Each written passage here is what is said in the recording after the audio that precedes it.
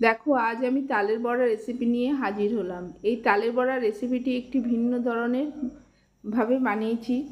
Sugar থেকে normal লোকরাও পর্যন্ত এই তালের বড়াটি খেতে পারবে। প্রথমে তালটাকে ছুলে নেওয়ার জন্য মেঝেতে তালটাকে 2 থেকে 3 বার আছাড় মেরে নিতে হবে, তাহলে খুব অনায়াসে তালটা ছোলা হবে। দেখো কত সহজভাবে আমি তালটাকে ছুলে নিচ্ছি। দেখো এইভাবে তালটাকে ছুলে এইভাবে বাড়ি মেরে তালটাকে ছুললে খুব সহজে খোসাটা বেরিয়ে আসবে। যেহেতু তালটা তখন ফেটে যায়, তাই জন্য খোসাটা ছাড়াতে কষ্ট হয় না। এভাবে সমস্ত খোসাগুলোকে আমি ছাড়িয়ে বীজগুলোকে আলাদা করে নিলাম। এবার তালের বীজের মধ্যে দিয়ে দিলাম একটু বেশি করে জল দিয়ে বীজগুলোকে খুব ভালো করে মেখে নিতে হবে। অনেকক্ষণ ধরে ভালো করে মেখে নিয়েছি।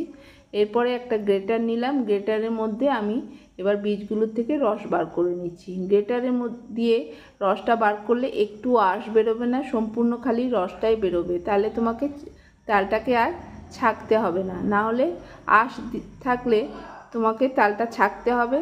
আর না ছাঁকলে বড়াটা কিন্তু খেতে মোটেই ভালো লাগবে না। তাই আমি গ্রেটার দিয়ে সমস্ত রসটাকে বার করে নিলাম। এভাবে আমি বার করে নিয়েছি। এবারে আমি এর মধ্যে 2 কাপ দিয়ে দিচ্ছি ময়দা আর 1 কাপ চাল গুঁড়ো। চাল গুঁড়োটা আমি ঘরেই বানিয়ে নিলাম, ভিজিয়ে রেখেছিলাম চাল। আর দিয়ে দিচ্ছি পাকা কলা। সামান্য একটু চিনি দেব পরে, যেহেতু আমাদের ঘরে সুগার পেশেন্ট, আমি চিনি ছাড়াই প্রথমে বানিয়ে নিচ্ছি। কারণ আর নারকেলটা আমি দিইনি, কারণ নারকেলটা দিলে প্রচণ্ড গ্যাস হয়। চিনি ছাড়া আমি এই তালের বড়াটা বানিয়ে নিচ্ছি। দেখো প্রথমে সাদা তেল দিয়ে দিলাম, দিয়ে এইভাবে আমি ভেজে নিচ্ছি সমস্ত বড়াগুলোকে। দেখো কিভাবে বড়াগুলোকে দিচ্ছি। আর বড়াগুলো দেখবে কতটা ফুলে যাবে, খেতে কিন্তু দারুণ লাগে, মচমচে হবে, নরমও হবে, আর অনেকটাই ফুলে গেছে। দেখো বড়াগুলো কতটা ফুলেছে। এবার আমি ভালো করে লাল লাল করে ভেজে এবার আমি উল্টে পাল্টে দেব।